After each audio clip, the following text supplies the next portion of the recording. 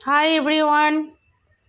দেখো আজকে আমি সানডে লাঞ্চে ছিল আমাদের চিকেন আর ফ্রাইড রাইস আর বেগুনি বানিয়েছিলাম। তো দেখো আগে থেকে আমি চালটা সেদ্ধ করে রেখেছি আর ব্যাটারটাও গুলে রেখেছিলাম। আর ওখানে পেঁয়াজ কুচি, লঙ্কা লঙ্কা আদা রসুন বাটা আর হচ্ছে ক্যাপসিকাম আর গাজর কুচোনো ছিল।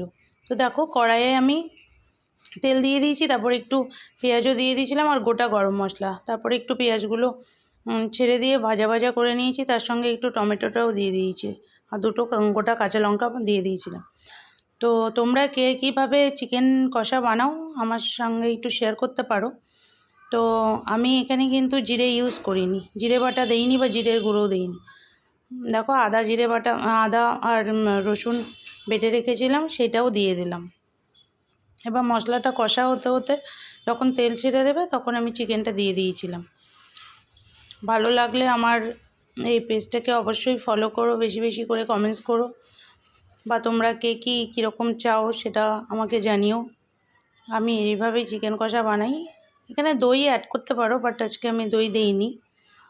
আর চিকেনগুলো দিয়ে দেখো মশলার সঙ্গে ভালোভাবে মেখে নিয়ে ভালো করে নাড়িয়ে তারপরে ঢেকে দিয়েছিলাম।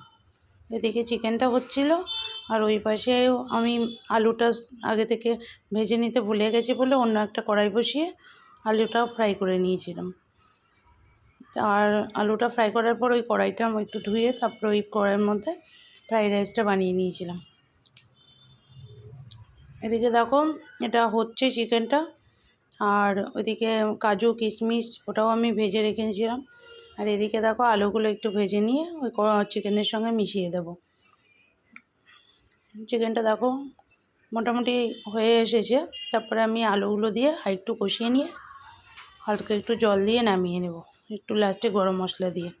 এখানে কিন্তু আমি ঘিটি ইউজ করি না, অনেকেও ইউজ করে চিকেন মাটনে লাস্টে একটু ঘি দিয়ে, কিন্তু ঘি আমি ইউজ করি না।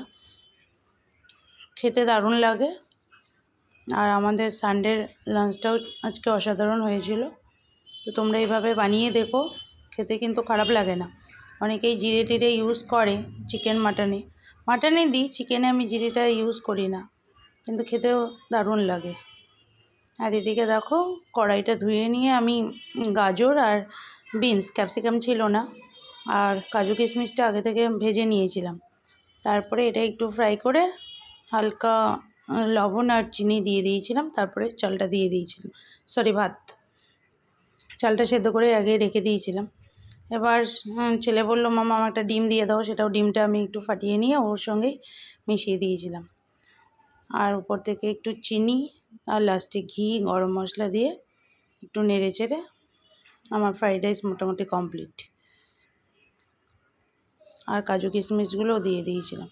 আর এটা ইন্ডিয়া গেট বাসমতি রাইস দিয়ে বানিয়েছিলাম, মানে চালটাই দারুণ। তোমরা ভাত খাও বা ফ্রাইড রাইস খাও, বিরিয়ানি খাও, যেটাই খাও সেটাই ভালো লাগে। চিকেন দেখো মোটামুটি হয়ে এসেছে, আমি আলুটা দিয়ে দিয়েছি। এবার একটু তেল ছেড়ে দেবে, আবার একটু ঢেকে দেবো, যেহেতু আলুটা একটু বয়েল হতে টাইম লাগবে। একটু ঢেকে তেল ছেড়ে দিলে হালকা জল দিয়ে গরম মশলা দিয়ে আমি চিকেনটা নামিয়ে নেব। তোমরা কে কীভাবে বানাও আমাকে জানিও। এদিকে দেখো ফ্রাইড রাইসটা মোটামুটি কমপ্লিট। আমি এরপর লাস্টে কাজু কিশমিশ ওটা দিয়ে আর ঘি গরম মশলা দিয়ে নামিয়ে নেব। আর বেগুনি বানানোর জন্য ব্যাটারটা আমি গুলে নিয়েছিলাম। ছেলে বলছে খিদে পেয়েছে তাড়াতাড়ি করো।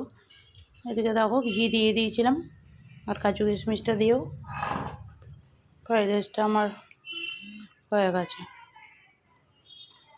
তোমরা কে কীভাবে ফ্রাইড রাইস বানাও আমাকে জানিও। এখানে বিনস বা অনেকে অনেক কিছু ইউজ করে, চিকেন দিতে পারো, প্রন দিতে পারো, মিক্সড ফ্রাইড রাইস যেটা বলে। আমি এটাই বানিয়েছিলাম, যা ছিল হাতের কাছে সেটা দিয়েই বানিয়েছি।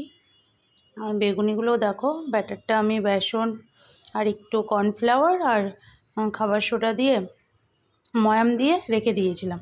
আগে থেকে ময়াম দিয়ে রাখলে না খুব ভালো হয়, ক্রাঞ্চি প্লাস বেশ ফুলকো ফুলকো ফোলে। আর এদিকে দেখো চিকেনটা তেল ছেড়ে দিয়েছে, মোটামুটি চিকেনটা হয়ে এসেছে।